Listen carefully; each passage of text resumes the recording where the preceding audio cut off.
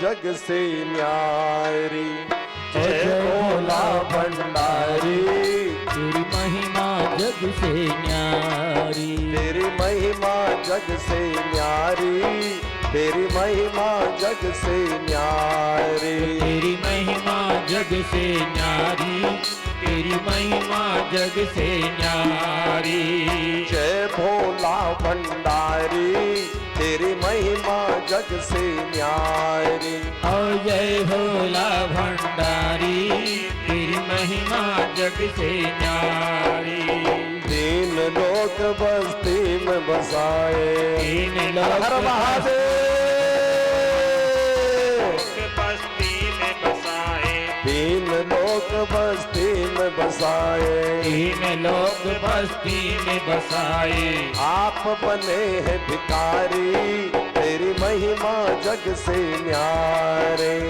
आप पले हैं भिखारी, तेरी महिमा जग से न्यारी। जय भोला भंडारी, तेरी महिमा जग से न्यारी। ओ जय भोला भंडारी, तेरी महिमा जग से न्यारी।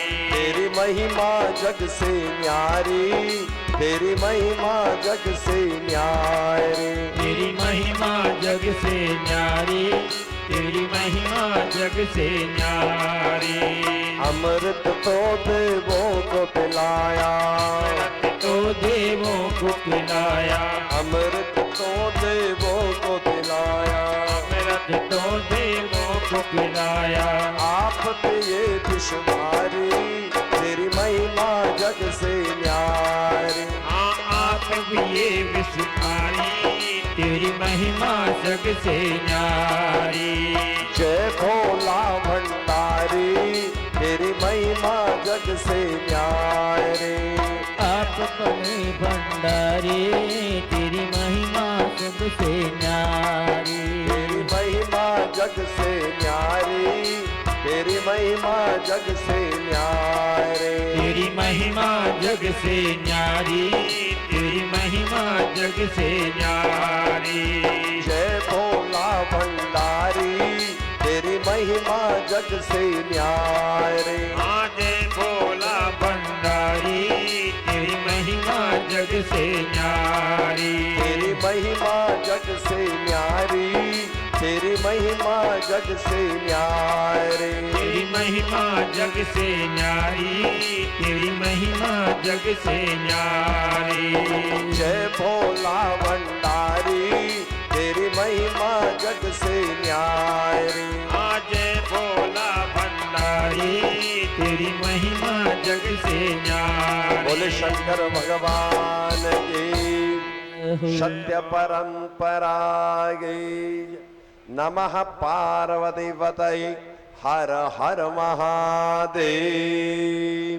सज्जनों हरि कथा प्रेम, इस प्रसंग को पहले पूरा करें तब ध्यान दूसरी तरफ जाएगा।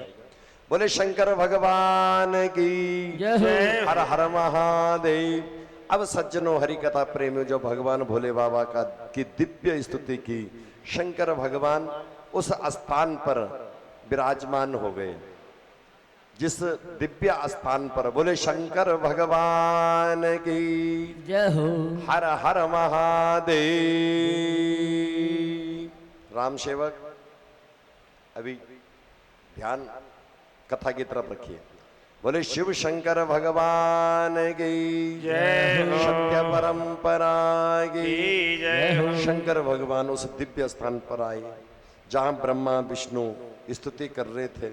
देवता वीरभद्र के प्रकोप से पीड़ित थे।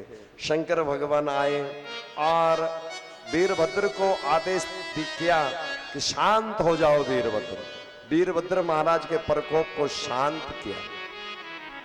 वीरभद्र महाराज के प्रकोप को शांत किया और आदेश दिया कि अब ये यज्ञ अधम है। जो जजमान संकल्पित था, अब जब जजमान ही नहीं रहेगा तो यज्ञ पूरा कैसे होगा।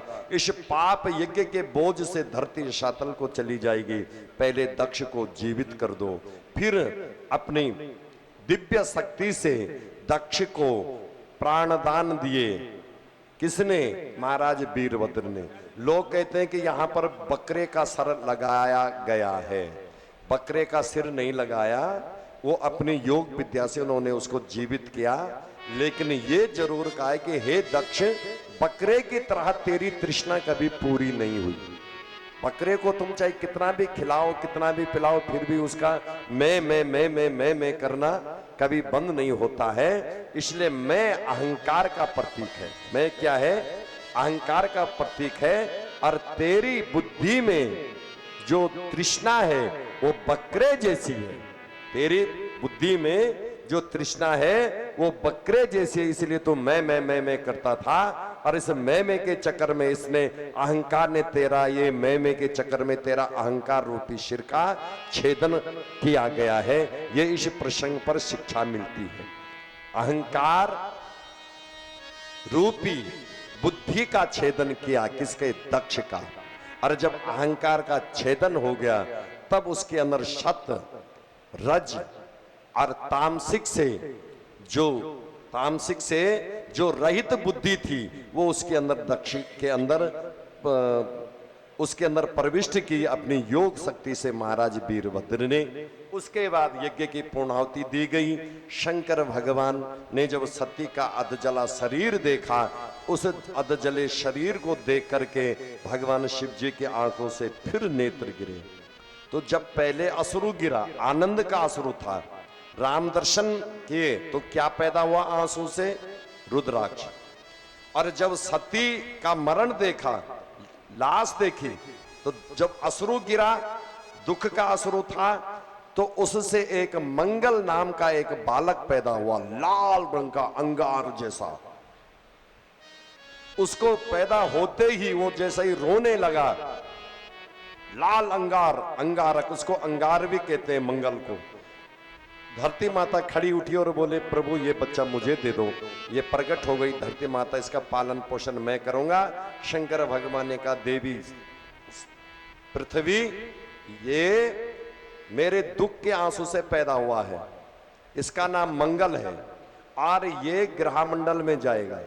जिस लड़की का एक लड़का या लड़की का बच्चा बच्ची का 1, 4, 7, 8 और 12वें भाव में ये मंगल होगा तो वो मांगलिक होगा। स्त्री का होगा तो पुरुष को कष्ट देगा, और पुरुष का होगा तो स्त्री को कष्ट देगा। आंसू दो प्रकार के होते हैं, एक खुशी का आंसू होता है और एक दुख का आंसू होता है। तो खुशी का आंसू ठंडा होता है और दुख का आंसू गर्म होता है। फिर शंकर भगवान ने उस शरीर को कंधे में उठा करके पृथ्वी पर भ्रमण करने के लिए चले गए।